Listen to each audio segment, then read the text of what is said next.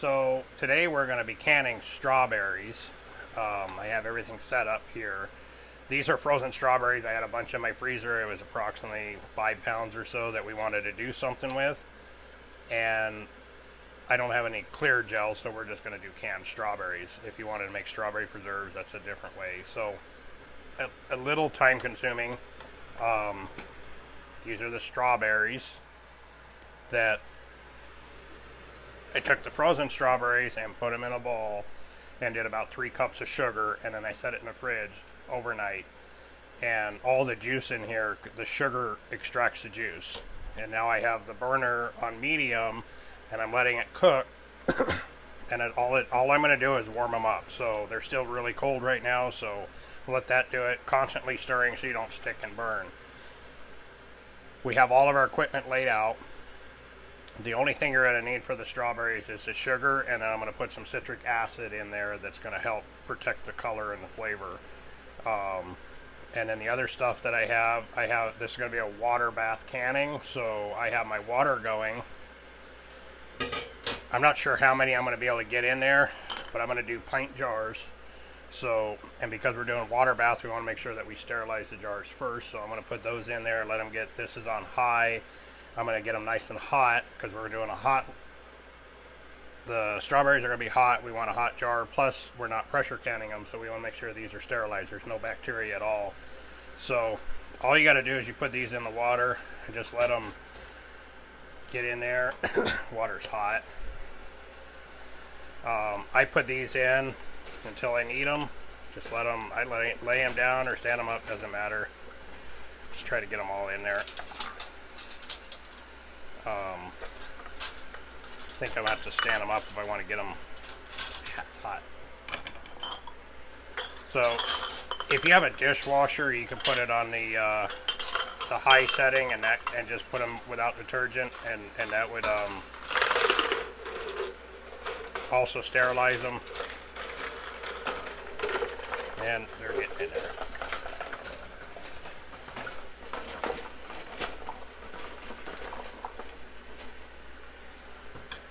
Put a little more water in, that way they're completely covered.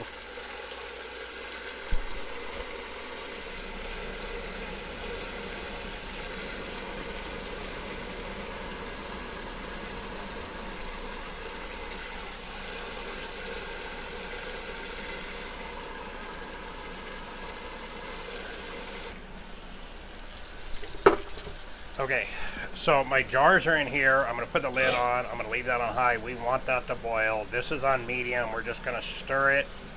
I'm going to do the citric acid in right now. I believe it. I'm going to put in probably about 1.5 teaspoons of citric. You don't have to put citric acid in it because it's a high acidic food anyway. This is just, it's a color protector and a flavor protector. I use this in my potatoes and that sort of thing. So I'm going to put that in. There's 1 teaspoon and about 1/2.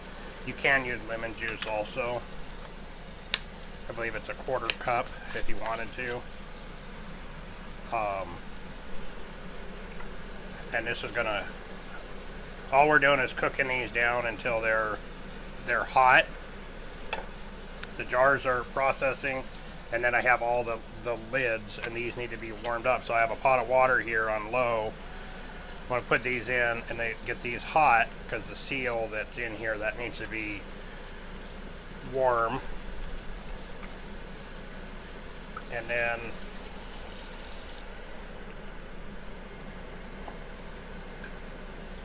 so those, you don't want to boil those. The rings, they don't have to be processed. These are fine. Just make sure they're clean, and you know, any kind of rust or anything on it, if you know, make sure they're not damaged. So we'll just set the rings out of the way, and then I have my funnel, my debubbler, and my headspace tool, and my magnet that's going to take those things out. So this is really all I have. And then I have my ball blue book. And then following the recipe, if you have this particular book, it's on page 27, and it shows canning strawberries. It's a 1/2 inch headspace, remove the bubbles, 1/2 inch headspace, and then for pint jars, which I'm doing, that's 10 minutes processing, and then that's all we're gonna do. So Ball Blue Book of preserving for strawberries, and then this is gonna probably take a little while to get them so that they're hot. I don't know if you can see that, but it's already starting to thicken a little, and all that is just sugar and strawberries.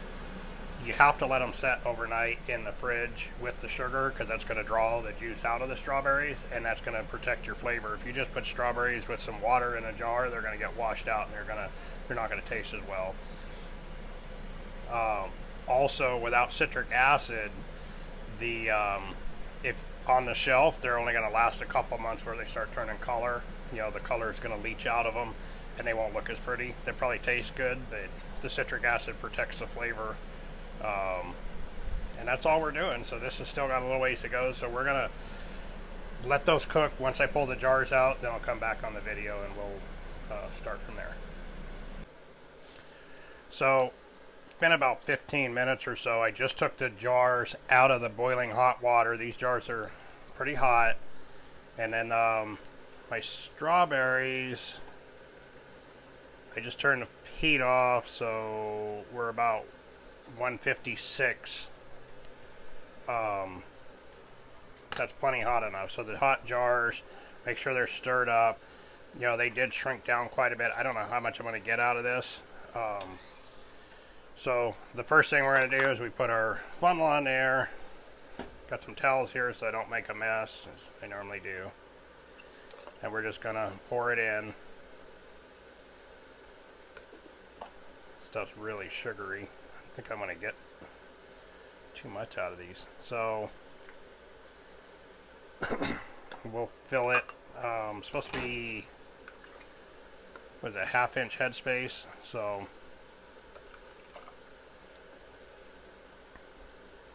they definitely shrunk down. Mushrooms do the same thing. They shrink down a whole lot. We did 15 pounds of mushrooms and they shrunk down to nothing. And this is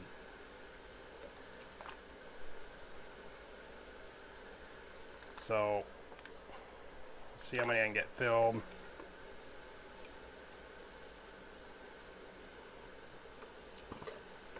And then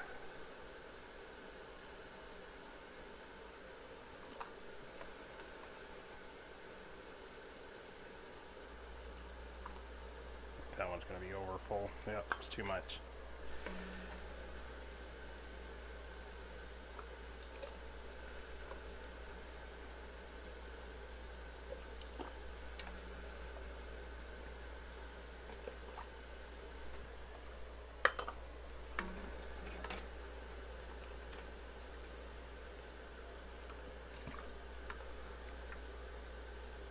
Yeah, I'll probably be able to get 6 full pints. I might get a 7th out of it, I don't know.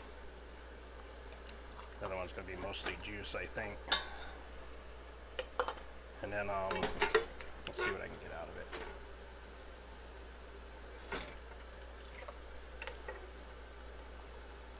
So this was 5 pounds of frozen strawberries, so you can see that, you know, how much they cooked down a whole lot. And I got just a little bit of juice still in there, which is fine. So then I have, when you have the hot jars, don't use a metal spoon on these jars because they will crack. So this one's pretty full, so I'm going to just kind of even it out. And then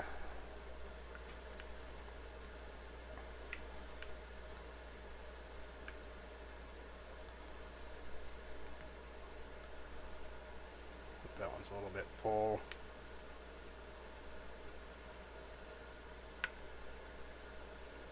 Once I get the majority of them where they should be, and we got to debubble them. So now we'll take our debubbler tool and basically just go along the sides and just trying to get all the air out. And these are packed in there pretty tight, and then we'll readjust when we measure our head space. So it's real important to debubble, because if there's any air bubbles in there, then this is, you know, the air bubbles could cause bacteria, which could cause botulism, and you don't want that. That's a bad time. So they are kind of runny, but that's actually what I wanted.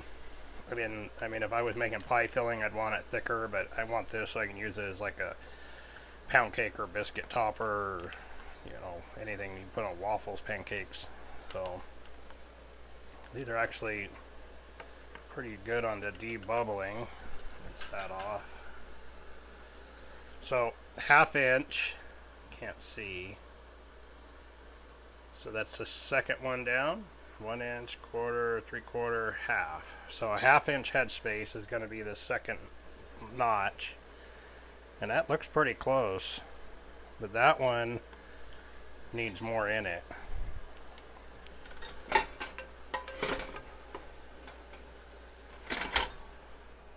So a 1/2 inch, and I'll put a little bit of this in just to bring that up where it needs to be. And if you run out of syrup and stuff in the pan, you could either siphon it between some of them or just add water. That's probably what I'm going to run out. So 1/2 inch. And when you're measuring that, you want the liquid to be touching this, and that measures your 1/2 inch space. I pour that in.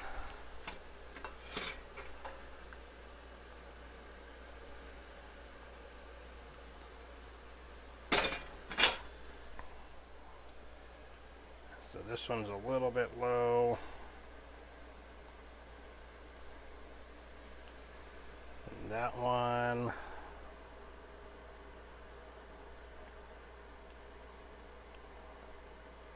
I think those look pretty good.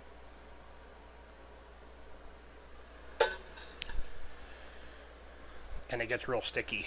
And then when I use these spoons, these are just bamboo teak spoons that I found on Amazon. They're super cheap. I think they're $4 for a pack of 3 of them, and they work really well for fitting inside the jar, especially when you're doing smaller jars, and it doesn't matter if you touch them. So the next thing that we're going to do, we have our water still boiling, so I'm going to put a little bit of just plain white vinegar. I don't measure it. I just put, like, I don't know, 1 gulp in there and it's done, and that's going to keep these jars from getting all washed out.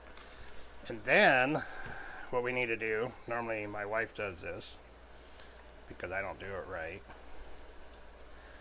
So just take some vinegar and put it around the jars. These jars are hot, so if your hands, you know, be careful with it. And all you're doing is wiping the top of the thing. You can see how much of the stuff I got off of there. I'm going to do that to everyone, and this is super important because if there's any food left on there, especially when you're canning anything that has any kind of sugar or fat in it, you need to get that off because it will keep it from sealing. So those are hot. So attention to detail and making sure you follow all the steps. That's when you'll have a really good product at the end. I got sugar all over it, so we're not worried about too much on the outside of the jars. Anything on the outside of it's gonna come off while we can it, and then we'll wash them before we put them up anyway. So just wipe the rim. We're just the very top part of the jar is what I'm wiping. The rest of it really doesn't matter at this point because we will clean them when they're all done. So you want to check them to make sure? Or? Alright,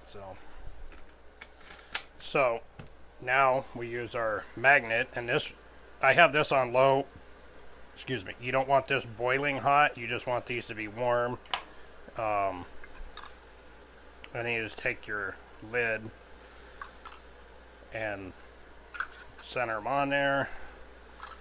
These are lids from Lehman's, the gold lids. They actually work pretty well. I've had a few of them that have failed, but I think sometimes they work better than ball lids. And all I'm doing is putting them on there. You know, this is worth having, because if you don't have one, then you got to find a way to get them out of there, and it's just all it is a magnet grabber. I'm not using this jar, so, and then what I do is you put the ring on and just tighten it. Just, you don't crank it down, and that's it. So I'm going to do that to all of them.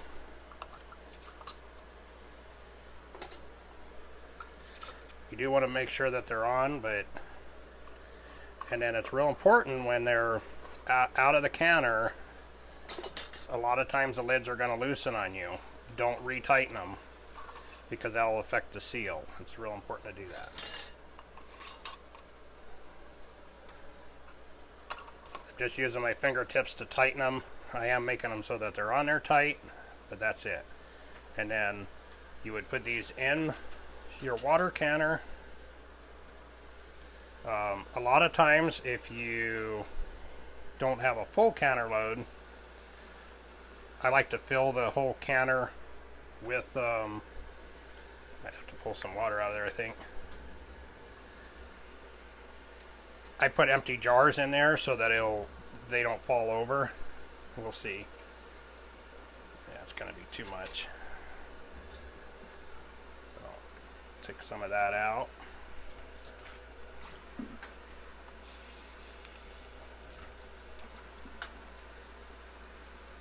And when you put them in the canner, you want to make sure that the water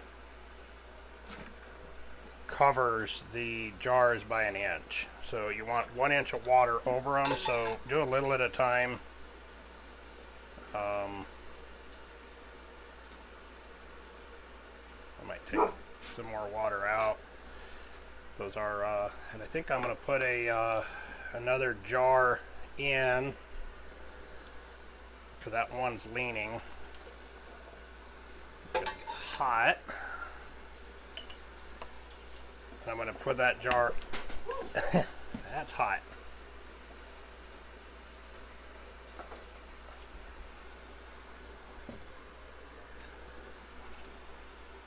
You only need 1 inch of water over it, so I'm going to pull some of this. I got it way over full.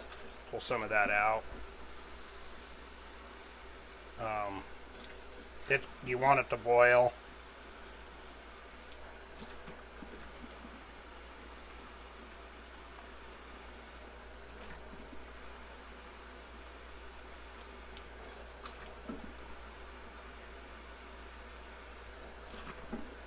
Alright, so that looks good. So I do have room for a few more jars in there if I want to. They look like they're going to stand up okay. So what I'm going to do is I'm going to put my lid on. I have my burner on high, and I'm putting my lid on, and I'm going to wait until it comes to a boil, and then I'm going to time it for 10 minutes. After 10 minutes, I'm going to turn the burner off. I'm going to take the lid off, and I'm going to let them set for about 5 minutes in the canner, submerged by water. And then once those are, while that's doing all that, I'll clean up all my mess here, and then I'll put a towel down. And then once they're done, I'll pull them out, and we'll set them on the towel, and then you let them set for about 12 hours before you do anything with them. So that's where we'll come back once these are done. So it's going to be about 15 minutes or so, and these will be done canning. So we'll be back. Okay, so we've had several issues with our last video. So this is what they look like. We have 7 pints of canned strawberries. They look wonderful. You can see the berries have sort of floated to the top, and then all the juice to the bottom. And they're still warm. We took them out after processing for about 10 minutes, and then I took them out, set them on here.